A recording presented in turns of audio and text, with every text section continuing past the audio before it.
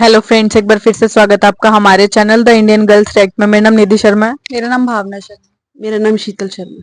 तो आप सब लोगों को पता है कि हमने सीरीज स्टार्ट कर रखी है मोहम्मद सबके लिए। तो आज हमारी सीरीज का है पार्ट 8। इससे पहले वाली सीरीज में और पार्ट्स में हमें जैसे कि पता चला था कि किस तरह से हमारे प्रॉफिट मोहम्मद जी की लाइफ रही है और लास्टली उन्होंने अपने दादाजी को भी खो दिया था और उनकी लाइफ में बहुत सारी आजमाइशें आई थी। और आज के पार्ट में हमें पता चलेगा कि किस तरह से उनकी परवरिश जो है उनके चाचा जी के पास चली गई थी और उनके चाचा जी जो पहले बहुत गरीब थे और हमारे प्रॉफिट मोहम्मद जी के उनके घर जाने के बाद उनकी लाइफ में क्या क्या चमत्कार हुए और किस तरह से उनकी लाइफ चेंज हुई। तो वीडियो स्टार्ट करते हैं। वीडियो स्टार्ट करने से पहले अगर आप हमारे चैनल पर नए हैं तो चैनल को सब्सक्राइब जरूर करना और वीडियोस को लाइक शेयर कमेंट करते रहना। तो चलो स्टार्ट करते हैं। अस्सलाम वालेकुम दोस्तों, कैसे हो? उम्मीद है कि सब खैरियत से होंगे। अल्लाह आप लोगों को ऐसे ही खुश रखे। सरकार दो आलम सल्लल्लाहु अलैहि वसल्लम की पूरी जिंदगी पर बनने वाली वीडियो सीरीज जिसका नाम मोहम्मद सब के लिए है सल्लल्लाहु अलैहि वसल्लम, उसका ये 8वां हिस्सा यानी पार्ट 8 है। थोड़ा हम रिकैप कर लेते हैं कि हमने 7वें हिस्से में क्या सुना। हमने 7वें हिस्से में सुना कि हजरत आमिना के इंतकाल के बाद हुजूर पाक सल्लल्लाहु अलैहि वसल्लम को उनके दादा अब्दुल मुत्तलिब ने संभाला, उनका ख्याल रखा। दादा अपने पोते से बेहद मोहब्बत करते थे, लेकिन अल्लाह ने दादा को भी अपने पास बुला लिया।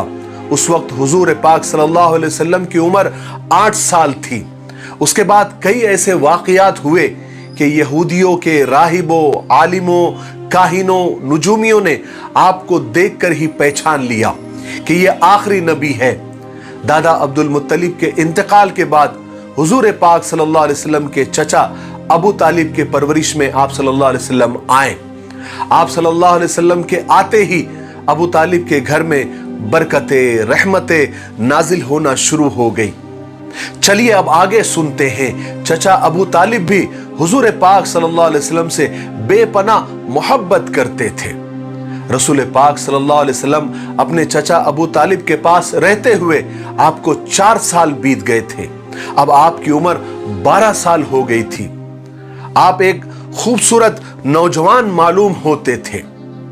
इस थोड़ी सी उम्र में ही आपकी हर बात ऐसी थी जिसे सब देखकर ताज्जुब करते थे और आपकी इज्जत करने पर मजबूर हो जाते थे।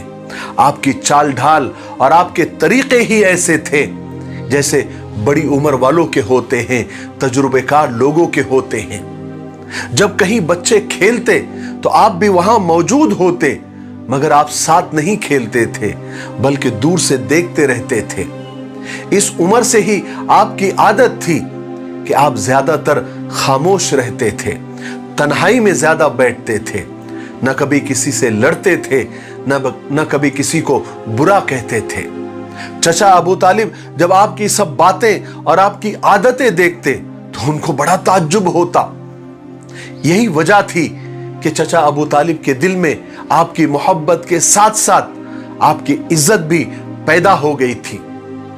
अब चचा अबू तालिब जब भी आपसे बात करते तो इस तरह बात नहीं करते जैसे आम बच्चों से बात की जाती है, बल्कि उस तरह बात करते जैसे बड़े और तजुर्बेकार आदमी से बात की जाती है। उसी जमाने में एक दफा चचा अबू तालिब को शाम का सफर पेश आया। वो तिजारत के लिए एक काफिला ले जा रहे थे।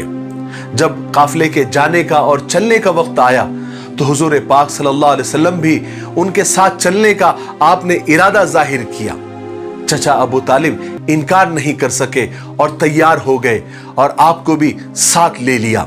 ये मुबारक काफिला जिसमें हुजूर पाक सल्लल्लाहु अलैहि वसल्लम भी शरीक थे, मक्का से रवाना हो गया। रास्ते में ये काफिला कई जगह ठहरता, आगे बढ़ता, यहां तक कि एक दिन ये काफिला शाम की सरहद में दाखिल हो गया।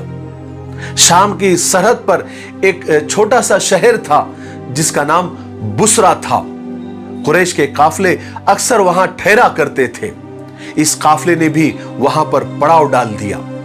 जिस जगह इस काफिले ने पड़ाव डाला था बिल्कुल उसके सामने ईसाइयों का एक बहुत बड़ा गिरजाघर यानी इबादत गाह थी।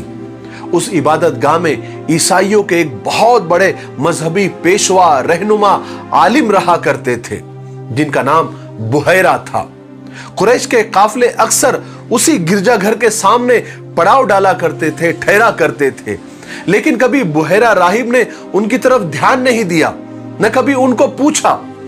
लेकिन इस दफा हुआ ये कि जब काफले वाले सुस्ता रहे थे, आराम कर रहे थे, अचानक गिरजाघर से एक कासिद आता हुआ दिखाई दिया। उस कासिद ने करीब आकर कहा कि मुझे आपकी तरफ बुहैरा राहिब ने भेजा है और ये पैगाम दिया है कि आज पूरे काफले वालों को हमारी तरफ से खाने की दावत है, मगर शर्त यह है कि पूरे काफले वाले सबको दावत है और सब के सब दावत में आए, कोई बचने न पाए।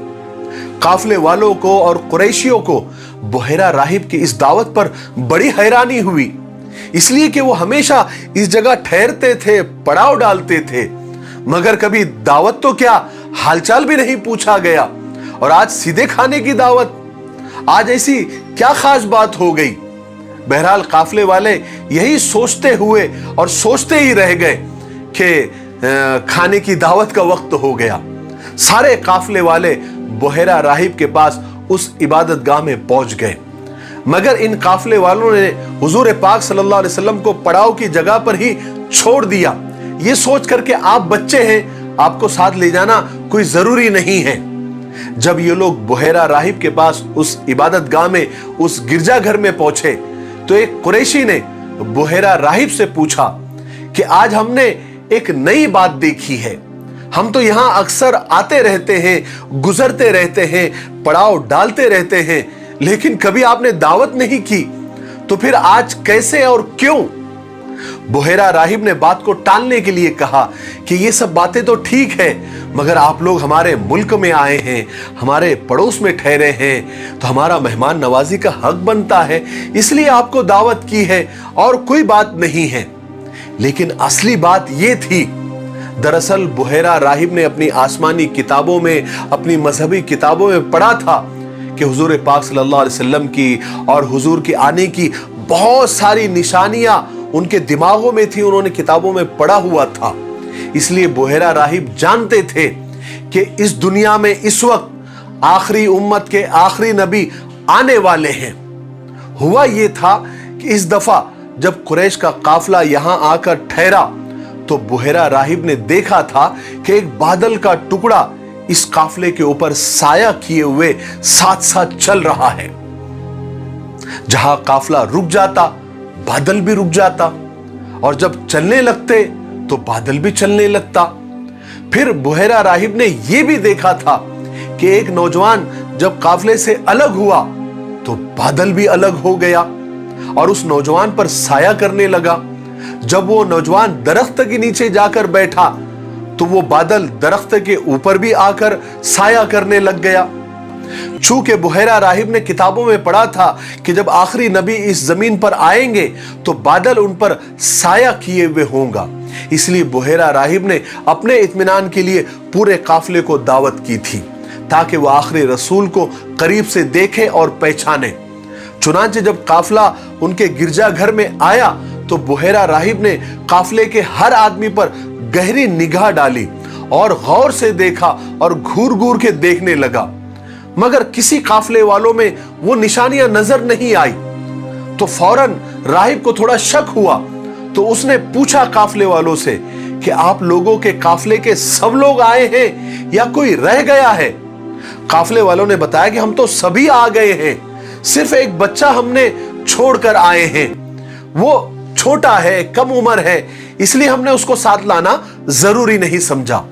मगर बुहैरा राहिब ने कहा, आपको मालूम है मेरे कासिद ने क्या कहा था?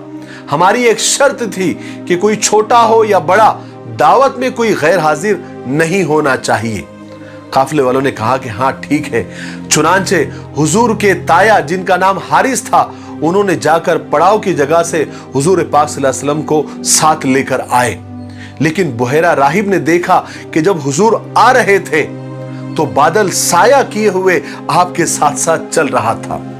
उसके बाद बुहैरा राहिब ने आप सल्लल्लाहु अलैहि वसल्लम के बदन को घूर घूर के देखता रहा।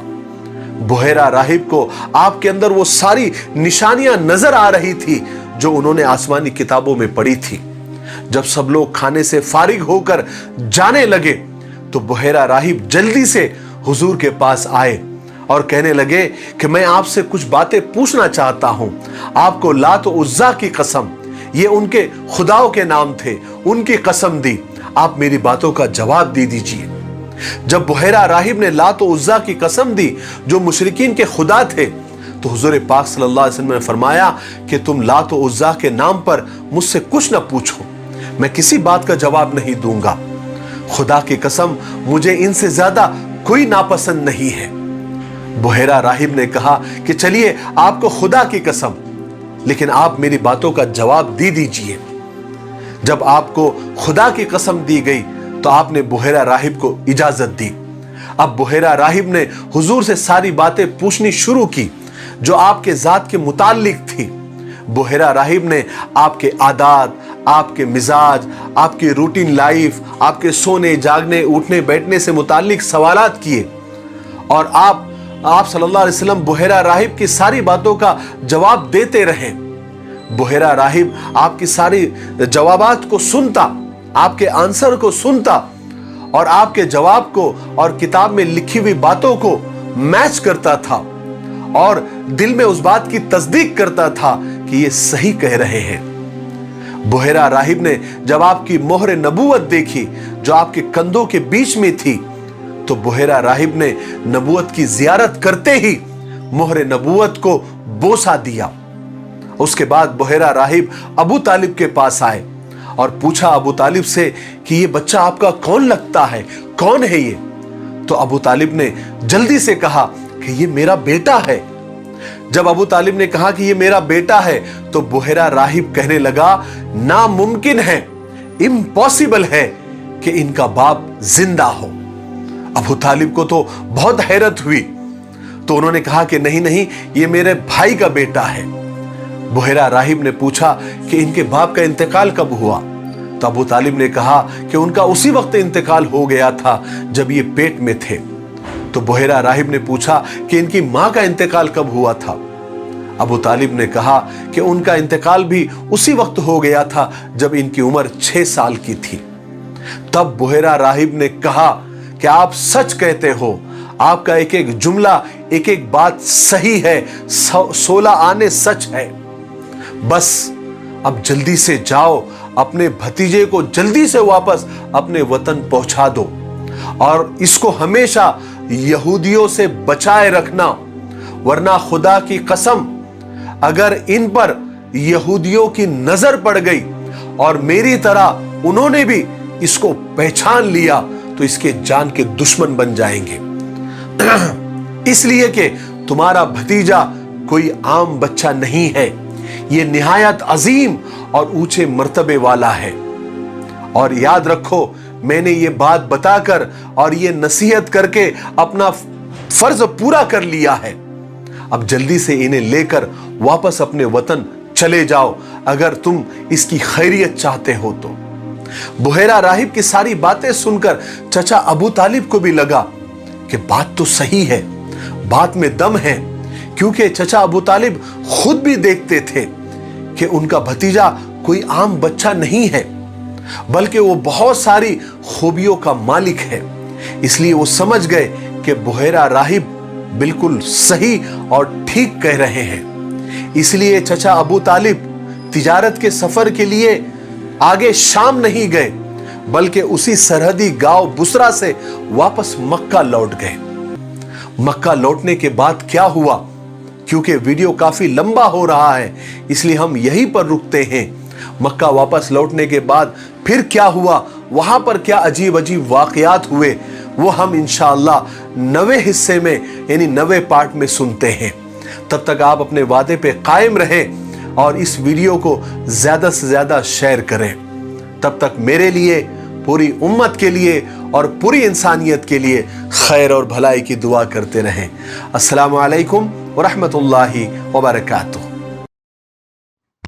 तो ये थी हमारी आज की वीडियो में जैसे कि इन्होंने बताया कि किस तरह से जो हमारे मोहम्मद जी के कबीले के लोग थे वो एक اپنے شہر سے دوسرے شہر جا رہے تھے کام کے سلسلے میں، اور کس طرح سے وہاں پہ وہ بسرا گاؤں تھا جو وہاں کے جو چرچ تھا اس کے سامنے ہمیشہ ہی اپنا جو ہے وہاں پہ ڈیرا ڈالتے تھے رہنے کے لیے، آرام کرنے کے لیے. لیکن اس ٹائم پہ جب فرسٹ ٹائم ہمارے پروفٹ محمد جی اس قبیلے کے ساتھ گئے تو کیسے وہاں کے جو پریسٹ تھے انہوں نے پہچان لیا کہ یہی مطلب آخری نبی ہے.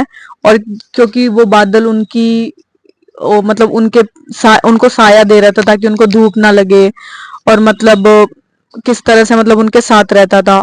تو کتنی مطلب اچھی بات ہے نا کہ مطلب جب ہمارے نبی جو ہے آخری نبی اس دنیا میں تھے تو بادل بھی ان کو مطلب چھایا دے رہا تھا. اور ان کی لائف میں آزمائشیں تو بہت آئی لیکن کہیں نہ کہیں رب ان کے ساتھ تھے اور ہمیشہ ان کی دیکھ ریکھ کر رہے تھے. انسان بدلتے جاتے، جیسے ان کے فادر ایکسپائر ہو گئے، ان کی مدر ایکسپائر ہو گئی، پھر ان کے دادا جی بھی ہو گئے، لیکن کہیں نہ کہیں رب جو ہیں ان کا دھیان رکھنے کے لیے کسی نہ کسی کو بھیج رہے تھے جب تک وہ بچے تھے. اور آگے بھی مطلب آزمائشیں بھی بہت آئی لیکن ان کو ساتھ کے ساتھ رب نے جو ہے سہارے بھی بہت دیے. اچھی ویڈیو تھی. اب آگے آگے پتہ چلے گا ہمارے نبی کے بارے میں کہ کیا کیا انسیڈنٹ ہوئے ان کی لائف میں، ہے نا. تو دیکھتے ہیں آگے کیا ہوگا کیا نہیں. بہت اچھی ویڈیو تھی. باقی دیکھتے ہیں آگے کیا سمجھ آتا ہے. بہت اچھی لگی، اچھی اچھی باتیں دیکھنے کو مل رہی ہیں، سننے کو مل رہی ہیں، تو بہت اچھی لگی ویڈیو. باتیں تو بہت ساری پتہ لگ رہی ہے کہ کس طرح سے ان کی لائف کی جو جرنی ہے وہ رہی ہے اور کتنے اسٹرگل سے رہی ہے. کیونکہ اب وہ 12 سال کے ہو چکے تھے اس پارٹ میں ہم نے دیکھا، لیکن 12 سال میں وہی بات ہے، سب سے پہلے ماں باپ کا سایہ ان کے سر سے ہٹ گیا، پھر دادا جی کا ہٹ گیا، پھر وہ اپنے چاچا کے ساتھ رہے. کھیلنے کی عمر میں وہ نہیں کھیلتے تھے، وہ بہت ہی شانت رہتے تھے، کسی سے لڑائی جھگڑا نہیں کرتے تھے. تو مطلب آزمائشیں تو بہت ہی آئی ان کی لائف میں، لیکن کس طرح سے وہ ان آزمائشوں سے نکل کر ایک بہت بڑے نبی بنے وہ دیکھیں گے ہم آگے آنے والے پارٹس میں. تو ملتا ہے آپ سے نیکسٹ پارٹ میں. تب تک کے لیے آپ ہماری ویڈیوز کو لائک شیئر کمنٹ کرتے رہنا اور چینل کو سبسکرائب ضرور کرنا. Thank you so much.